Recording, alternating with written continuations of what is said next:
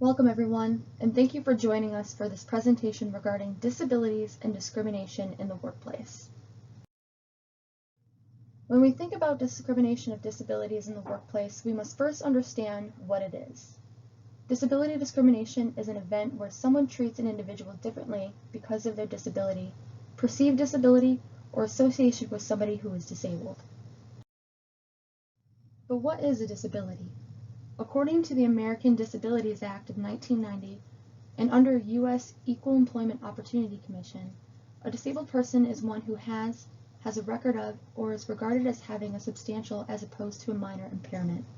A substantial impairment is one that significantly limits or restricts a major life activity, such as hearing, seeing, speaking, walking, breathing, performing manual tasks, caring for oneself, learning, or working.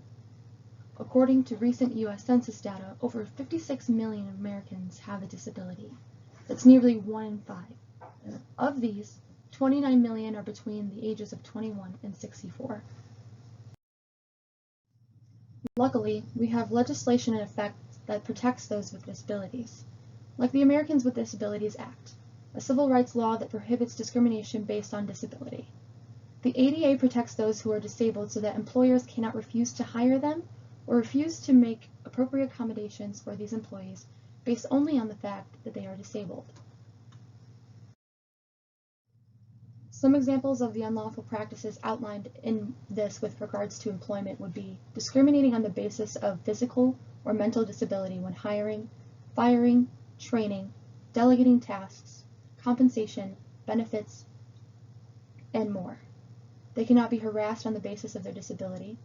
Applicants cannot be required to take a medical exam or be subjected to questioning of their medical history. Employers cannot create or maintain barriers that prevent physical or professional movements. Yet, we see continued discrimination despite these protections. A disability may not be detectable upon appearance alone, and there is a common misconception that someone must be confined to a wheelchair or deaf or blind to be considered disabled. There are a vast number of mental and physical health situations that can alter someone's quality of life so much as to handicap them in some way. In the minds of many people, employers included, the idea of a disability parallels a false notion of inconsistent attendance, safety issues, and poor performance. Employers also begin to consider the costs associated with providing appropriate workplace accommodations, which factor into their perceptions of disability. They begin to equate disability with costly endeavors that they may not wish to take on. Although we have protections in place, the disabled still experience discrimination and find it very difficult to find work. We see that since 1986, jobless rates of people with disabilities have approximated around 66%. And according to a study done in 2010, it has revealed that less than 30% of companies have disability-specific diversity policies or programs in place, and only 18% of companies offer disability training programs to their managers or employees. So why is this discrimination still happening even though we have protections in place? This is due to low levels of awareness, high rates of discrimination events, and limited execution and implementation of human resource programs.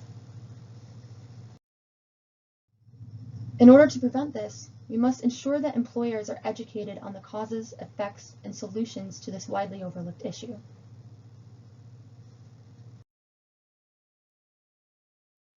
How does this affect the worker and the business? This can affect the worker by leaving work early or taking multiple days off because of doctor's appointments. Working long hours can also increase their health problems. Interactions with other employees are at a minimum, and it takes longer to get work done. With increased absences, the worker can struggle to pay with house bills and hospital bills. For the business, they can lose money, lose a worker, which can lead to having to find a replacement, and employees will do overtime if tasks are not done on time.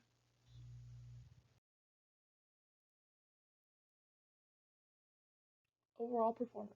A study done in Canada that involved 76 Canadian labor workers kept track of these 4 key components in the study. Attendance. This is one of the main problems that companies have.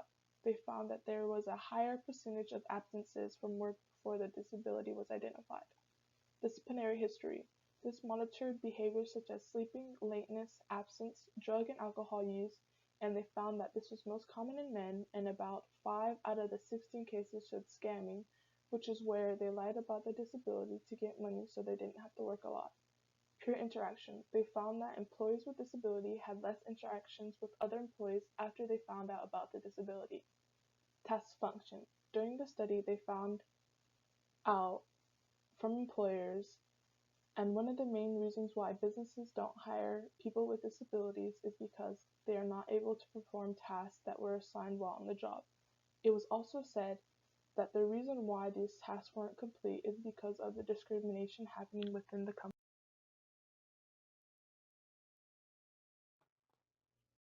Disabilities not only affect people with disabilities, but also the workplace they are involved in.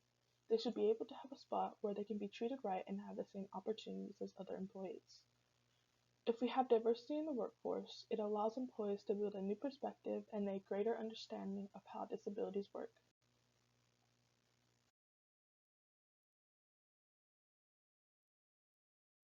Psychological harm. People with disabilities have less power than others. Aggressive behaviors, actions, attitudes, and decisions by management and staff is unacceptable. This can lead to loss of confidence, self-esteem, and possibly self-harm. This is why it is important to help prevent disability discrimination in the workforce.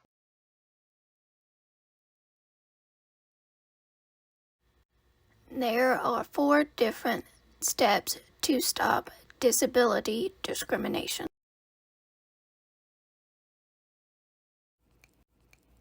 The first step is to eliminate discrimination in the workplace. Discrimination is part of the social structure and the company norm. Inappropriate body language, verbal slurs, devaluing, excluding, and negative labels is an examples.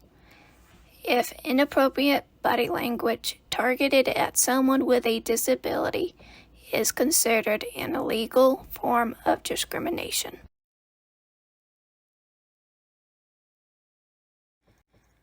The second step is to remove the diversity label. There is no general agreement on diversity in the business community. Nowadays, a company are using differences instead of diversity to help eliminate discrimination in the workplace. The third step is for an organization to focus on behavioral.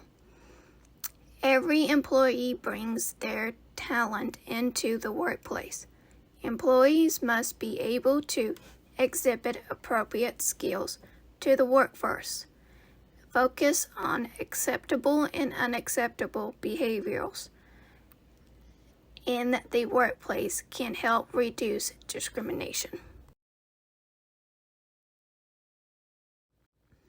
The last step is a commitment to a plan of action. Commitment and communication are the keys to success in the workplace. Some activities could be implementing top-down strategies, realignment of organizations, vision concerning mission statement, and interrogating workplace relationships, skills training into a business initiative.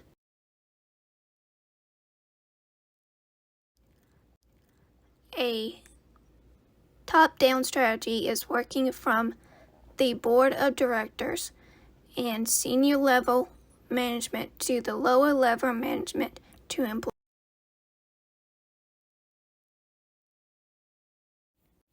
The solution is to track federal equal employment opportunity law. There should be zero tolerance for discrimination in the workplace. Companies should have standards for acceptable and unacceptable behavior. There should also be a course of correction in place. The higher part of the company should always be able to revisit mission and workplace relationship skills. Disability discrimination affects many individuals all around the world. Unfortunately, it happens in public, social gatherings, and in the workplace. This type of discrimination in the workplace can be particularly harmful as it could prevent someone who is disabled from being independent and having the ability to earn wages and support themselves and their families. From what we know and have seen, these acts of discrimination happen when companies lack the awareness and implementation of preventative measures to ensure the well-being of their disabled employees. We must charge forward, and when signs of discrimination or hostility are being observed, we must come together and have the conversation in order to prevent further harm. It is important, especially in the workplace, to make sure that everyone is aware of these issues and what they can do to alleviate them. The problem of discrimination against disabilities will not solve itself. Companies must take the first step to recognize and address the issue.